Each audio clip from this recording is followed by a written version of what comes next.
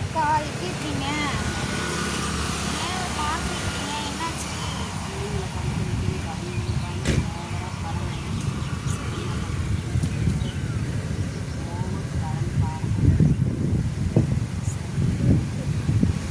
அந்த கடன்காரங்களாம் இப்போ ரொம்ப டார்ச்சர் பண்ணுறாங்களா?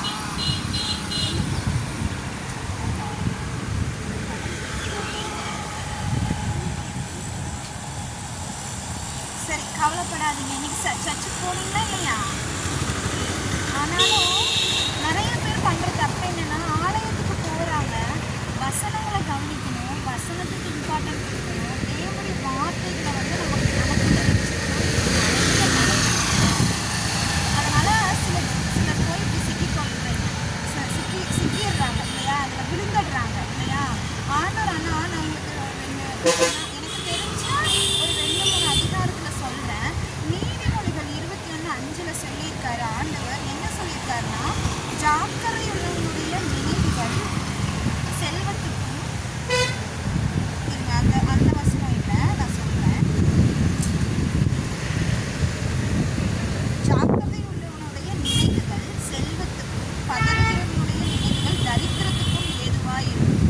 அப்போது நம்ம ஜாக்கிரதை உள்ளவங்களாக இருந்து நம்ம வந்து இருந்தால் மட்டும்தான் நம்ம வந்து ஐஸ்வர்யவான்களாக நம்ம மாற முடியும்.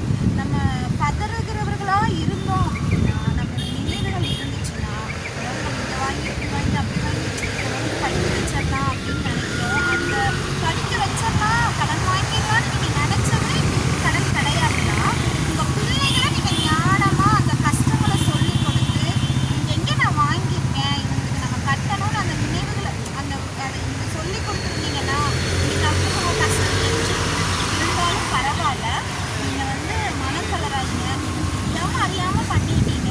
நீங்கள் ஆண்டவருடைய வார்த்தைகளை கேளுங்க. பிரசங்கத்துக்கு போனீங்க அப்படின்னா, தேவனுடைய பிரசங்கத்தில் கற்று சொல்கிற வார்த்தைகள் தேவன் என்னோடு பேசணும்னு சொல்லி நீங்கள் ஆண்டவர் கூட நெருக்கமாக இருக்கணும். அதுவும் ஆண்டவர் ஒரு வசனம் கொடுத்துருக்காரு. என்ன வசனம் தெரியுமா? பிலிப்பியரில் வந்து உங்களுக்கு வந்து பிலிப்பியர் எத்தனாவது அதிகாரம்னா 4:19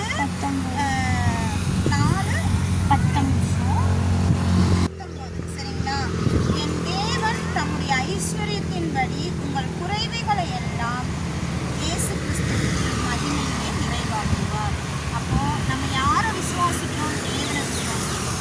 இன்னைக்கு நீங்கள் ஆண்டவர்கிட்ட என் குழந்தைகளுக்காக நான் வாங்கினேன், ஆனாலும் ஞானமாக இருக்கணும்னு சொல்லித்தரல. அந்த ஞானமாக இருந்து உங்களுடைய பிள்ளைகளுக்கு நீங்கள் வாங்கின கடன்களை, நீங்கள் பட்ட பாரங்களை சொல்லி நீங்கள் வளர்த்திருக்கும்போது, அந்த பிள்ளைகளுக்கு நம்ம அம்மா இப்படி இருந்து கஷ்டப்பட்டு தான் நம்ம இது பண்ணாங்க, நம்ம தான் நம்ம அம்மாவுக்கு கட்டணும்னு அந்த பிள்ளைகளுக்கு ஒரு ஞானம் வந்துருக்கு இல்லையா?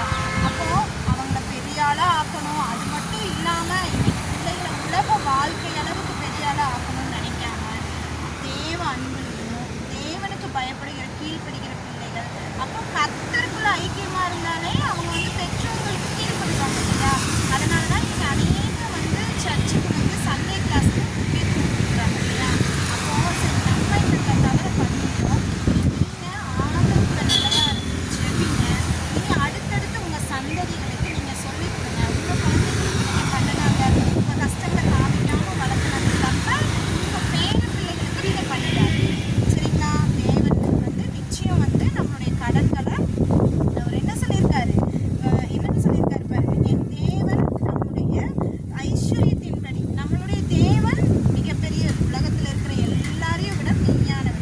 அவருடைய ஐஸ்வர்யத்தின்படி அப்போ எல்லா குறைவுகளையும் நிறைவாக்கும். இன்னைக்கு உங்கள் வாழ்க்கையில் நீங்கள் இன்னைக்கு சோகமாகவும் இருக்க வேண்டாம், கடனை எப்படி கட்டணும்னு நினைக்க வேண்டாம். இன்னைக்கு உங்கள் பாத்திரம் குறைவாக இருந்தாலும் இழக்கக்கூடிய தேவன் நம்மக்கிட்ட இருக்கார் இல்லையா? அப்போது நிச்சயமாக தேவன் வந்து நம்ம குறைகளை நிறைவாக்குவார். நம்ம செவிப்போமா? இன்னைக்கு ஏதோ சர்ச் போயிட்டு வந்தோம், ரிலாக்ஸாக இருக்கிற நம்ம பார்த்துட்டு வந்தோம், நம்ம பார்த்தோம், நம்ம இதை இவ்வளவும் நம்ம பேசினதை நம்ம மட்டும் இல்லை, நம்மளோட கூட சேர்ந்து தேவனும் நம்ம அதை பார்த்துருப்பாரு, கேட்டிருப்பாரு இல்லையா? அப்போ நம்ம செவிப்போம். நம்மளுடைய ஜெபங்களை ஆண்டவர் கேட்டு இன்னுமா இவங்க கடன் பாரத்தை இது பண்ணுறாரு. செவிப்போமா?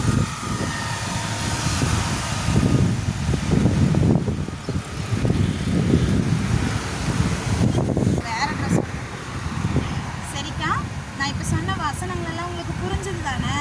அப்போது நம்ம இந்த வசனங்களை குறித்து அப்புறம் இன்னொரு விஷயம்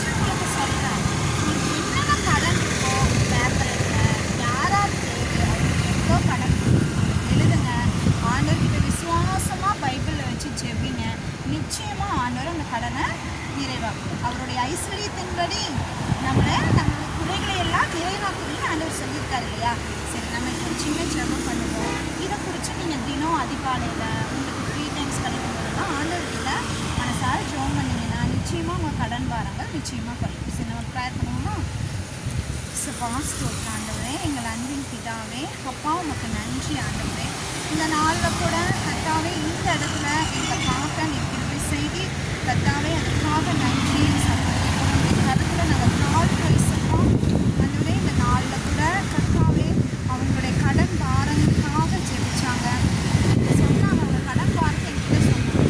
நானும் மனசில் எல்லாவற்றையும் கேட்கிறேன். நீர் ராஜா அப்பா, நீங்கள் இந்த கடன் பாரத்தை அந்த என் தேவன் ஐஸ்வர்யத்தின்படி எங்களை நிறைவாக்குவார், எங்கள் குறைகளை எல்லாம் நிறைவாக்குவேங்கிற அந்த வசனத்தின் நிமித்தமாக இந்த மகளோடு கூட நீங்கள் பேசுங்க, இந்த மகளோடு கூட நீங்கள் இருங்க ஆண்டவரே. இதே போல் அநேகர் நாங்கள் இந்த கான்செப்டை எங்களை பார்க்கக்கூடிய ஜனங்களாகட்டும், யாராகட்டும், இன்றைக்கி யாரெல்லாம் கடன் பாரத்தில் இருக்காங்களோ அவங்களுக்காகவும் நாங்கள் ஜெபிக்கிறோம். நீயும் கடன் வாங்காதிருப்பாய், கடன் கொடுப்பாய்ங்கிற வசனத்தின் நிமித்தமாக அவங்க குறைகளை எல்லாம் நிறைவாக்க போகிற தேவனுக்கு கொடான கொடி நன்றி. ஹல்லேலூயா. எங்களை முற்றிலுமாய் தாழ்த்துறோம். எங்களை வழி நடத்துங்க. எங்கள் வாழ்க்கையில் உங்களுக்கு சுத்தமாத்திரம் நடக்கட்டும். ஞானத்தோடு ஜெபிக்க, ஞானத்தோடு ஒரு இடத்துல நாங்கள் வரவு செலவு பண்ண அந்த ஞானம் எங்களுக்கு கூட மறுபடியும் எங்களை தாழ்த்தி நாங்கள் ஜெபிக்கிறோம்.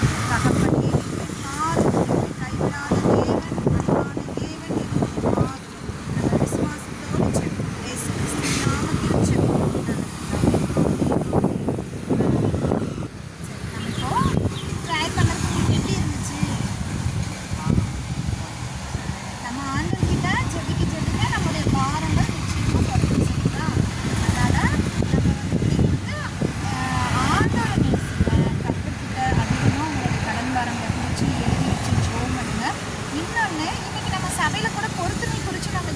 இல்லையா? அது கூட உங்களுடைய லைஃப்பில் வந்து உங்களுடைய இந்த வார்த்தை கூட அந்த வசனம் கூட உங்களுக்கு யூஸ்ஃபுல்லாக இருக்கணும் தெரியுமா? அதனால் உங்களால் முடிச்ச பொறுத்தனைங்க ஆண்டவருக்கு செலுத்துன்னு சொல்லுவோம். அதனால் என்ன முடியுமோ அதை ஆண்டவருக்கு, ஏன்னா முழான இருதயத்தை பார்க்கக்கூடியவர் தேவன் இல்லையா? நான் மனுஷி, ஆனால் உங்கள் இருதயத்தில் என்ன இருக்குன்னு ஆண்டவருக்கு தெரியும். உங்களால் என்ன செய்ய முடியுங்கிறதும் தேவனுக்கு தெரியும். அதனால் பொறுத்தனையோடு ஜெபிங்க. நிச்சயமாக ஒரு மாதம் கழித்து நம்ம மீட் பண்ணுவோம்.